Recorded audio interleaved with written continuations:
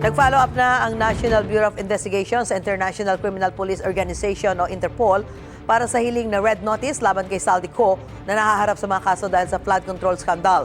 Ayon naman sa Department of the Interior and Local Government, tukoy na nila ang eksaktong lokasyon ni Ko na nasa Portugal umano. May unang balita si Joseph Morong. Yes, we know the exact community where he stays. Hindi lang pwede pumasok parang Forbes Park. Tukoy raw ng DILG kung saan komunidad sa Portugal nananatili ang wanted na si dating Congressman Saldico. Sinabi ito ni Interior Secretary John Vic Rimulya. Pero hindi rin siya lumalabas. Ando doon yung operatives natin. Hindi ko makain sa labas eh. He's a poor man with a lot of money. Sa lahat ng pera niya, wala siyang mabibilang kalayaan. Nauna nang sinabi ng DILG na may paramdam na si Ko na gusto niya makipagdialogo sa gobyerno. Ang Malacanang bukas naman kung gusto makipagnegosasyon ni Ko. Pero ipinauubaya ito ng palasyo sa ombudsman. Ang sabi naman din po, even before ng ombudsman na ang lahat ng proteksyon na kailangan niya ay ibibigay. At kung ito po ay makakatulong para malaman natin ang katotohanan, ang gobyerno po, ang pamahalaan ay open po para malaman kung ano ang kanyang sasabihin. Yung kay Zaldi, third-hand information yan.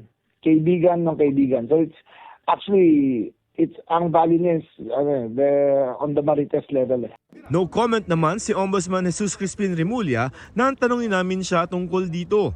Ayon sa abogado ni dating Congressman Saldico, kung meron daw mga feelers galing sa kanyang kliyente ay hindi raw ito otorisado. Sabi ni Atty. Ruy Rondain, sa pagkakaalam niya siya lamang ang otorisado magsalita para kay Ko at wala pa siyang anumang ipinarating na ganito.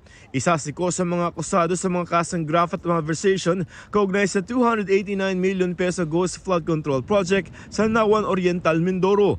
Bukod sa mga kaso sa Sandigan Bayan, may reklamo ring plunder sa DOJ na inihain ng NBI laban kay Ko. Umuusa din sa DOJ ang mga reklamo laban kina Senador Jinggoy Estrada at Senador Joel Villanueva kaugnay sa anomalya sa flood control projects. Ayon sa DOJ, ipatatawag na nila si Estrada na inaasahang maghahain ng kanyang counter affidavit.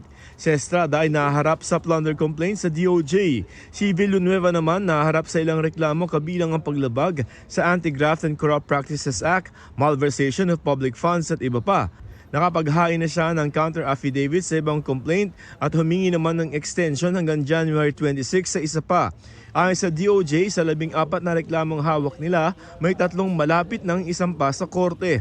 We have 3 more cases ngayon na ghost projects din which we are expecting to be filed.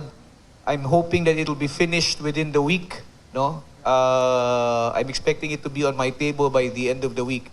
And then by next week, there will be filings as against officials of the DPWH in the 1st District of Bulacan. Ayon sa Director General ng Bureau of Corrections, inihanda na nila ang posibleng kulungan ng mga masisintensyahan sa flood control cases. Ang kulungan na tinutukoy niya ang tinawag na Supermax o High Security Prison sa Occidental Mindoro. Ongoing kasi yung Mindoro kasi designated na Supermax. So doon nilalagay lahat yung mga serious heinous crime offenders.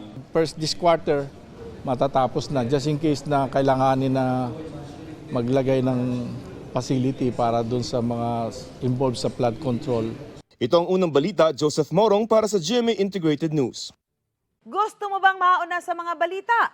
Mag-subscribe na sa GMA Integrated News sa YouTube at tumutok sa unang balita.